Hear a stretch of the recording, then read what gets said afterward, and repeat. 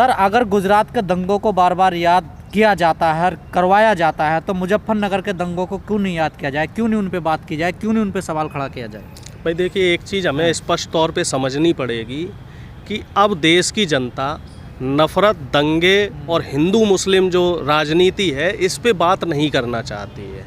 अब देश की जनता चाहती है कि विकास पे बात की जाए, बेरोजगारी पे बात की जाए, महंगाई पे बात की जाए, भ्रष्टाचार पे बात की जाए, महिला सुरक्षा पे बात की जाए। कल भी आपने देखा होगा, कल परसों जो एनटीपीसी रेलवे का रिज़ल्ट आया और उस रिज़ल्ट में कितनी धांधली निकल के आई हैं। लाखों छात्रों के भविष्य के साथ खिलवाड़ किया जा रहा है और समूचे भारत में, चाहे वो किसी भी जाति का युवा हो, किसी भी धर्म का युवा हो, सब मिलजुल के विरोध कर रहे हैं। तो हमें इन जाति और धर्म से ऊपर निकल के आना पड़ेगा। जाति धर्म ठीक है, ये आस्था का विषय होना चाहिए, इससे राजनीति नहीं चलेगी। और जो एक राजनीति का दौर था, धर्म की राजनीति का दौर या जाति की राजनीति का दौर, मुझे लग रहा है अब देश की जनता इससे ऊपर उठ चुकी है। पिछले 2 साल की अगर हम बात करें, दंगों को लेकर मोदी सरकार, बीजेपी को तो आप घेरते हैं, लेकिन जब आपके ऊपर कोई बात आती है तो अब हम विकास की बात करेंगे, रोजगार की बात करेंगे, नौकरी की बात करेंगे। भाई देखिए, दोहरा रवैया क्यों है आपका? दंगे नहीं, दोहरा रवैया नहीं है। जिसने गलती की है तो उसकी न्यायिक जांच होनी चाहिए। अगर गुजरात के दंगे में मोदी जी शामिल थे, उसकी न्यायिक जांच हो चुकी है, उनको क्लीन चिट मिल चुका है। और अगर मुजफ्फरनगर के दंगे में जो शामिल हैं तो उनकी भी न्यायिक जांच होनी चाहिए और जो दोषी हैं, दोषियों को सज़ा मिलनी चाहिए। या फिर इसी तरह के जो दंगे दिल्ली में किए गए थे, दिल्ली के जो विधानसभा चुनाव के बाद, जिसमें बीजेपी के बड़े बड़े नेता साफ बयान देते हुए नज़र आए थे कि देश के गद्दारों को और गोली मारो इस तरीके से, तो उसकी भी जांच होनी चाहिए और उनके खिलाफ भी कार्रवाई होनी चाहिए। दोहरा रवैया, मैं आपको फिर बता रहा हूँ, कभी भी विपक्ष की कोई भी पार्टी हो, उसका रवैया कभी भी दोहरा नहीं रहा है। दोहरा रवैया सिर्फ और सिर्फ हमेशा भारतीय जनता पार्टी का रहा है। इन्होंने जो इनके पक्ष में काम करते रहे हैं उनको तो इन्होंने माथे पर बिठाया है, और जो इनके विरोध में रहे हैं उनको उनके साथ हमेशा इन्होंने दमनकारी नीतियां चलाई हैं। चाहे वो कपिल मिश्रा हो, चाहे वो अनुराग ठाकुर हो, ये लोग असंवैधानिक भाषा का इस्तेमाल करते हुए पाए गए, लेकिन इनके खिलाफ आज तक कोई कार्रवाई नहीं हुई। और वहीं जो विपक्ष के नेता हैं, जैसे डॉक्टर कफील को अभी देश नहीं भूला है, डॉक्टर कफील के साथ क्या किया गया। तो इस तरह की चीज़ें, अब मुझे नहीं लगता है कि नफ़रत ज़्यादा दिनों तक इस देश में चलने वाली है, क्योंकि नफ़रत का एक अपना दायरा है, नफ़रत की एक समय सीमा है। नफ़रत कभी भी किसी समस्या का हल नहीं है। एक मूवमेंट पे तो आप नफ़रत किसी से कर सकते हैं, लेकिन हर समस्या का जो हल है वो कहीं ना कहीं मुझे लग रहा है प्यार है और आपसी भाईचारा है, और आपसी भाईचारे से ही देश चलेगा। और तोड़ने वालों की जो रणनीति है उससे देश नहीं चलेगा। सपा भाईचारा रखती है क्या? कोई भी पार्टी हो, समाजवादी पार्टी जो है वो समाजवाद की विचारधारा से काम कर रही है, बहुजन समाज पार्टी बहुजनों को लेके काम कर रही है, और कांग्रेस पार्टी की बात करें तो ये पूरे देश को गांधीवादी जो विचारधारा है उसको लेके काम कर रही है। तो हर पार्टी की अपनी विचारधारा है।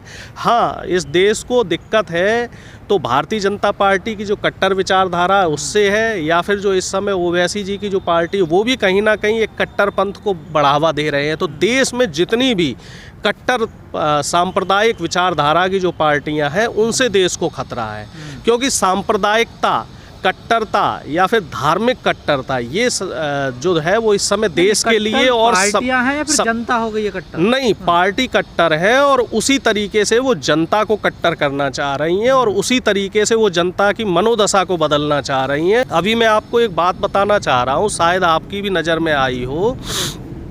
कल या परसों ट्विटर पे एक स्पेस चल रहा था जिसमें सो कॉल्ड जो आरएसएस के हिंदुत्ववादी लोग थे वो इस तरह की असंवैधानिक बातें कर रहे थे कि जिनको सार्वजनिक रूप से कहना उचित नहीं होगा, लेकिन मैं उसकी मुख्य बात बता रहा हूँ कि उनका कहने का ध्येय ये था कि अगर हम मुस्लिम हम हिंदू हैं और हम मुस्लिम लड़कियों के साथ संबंध बनाते हैं या बच्चा पैदा करते हैं तो हमें उतना पुण्य मिलेगा जितना 15 मंदिर बनवाने के बराबर पुण्य है। तो ये भी कहीं ना कहीं गलत है समाज के लिए।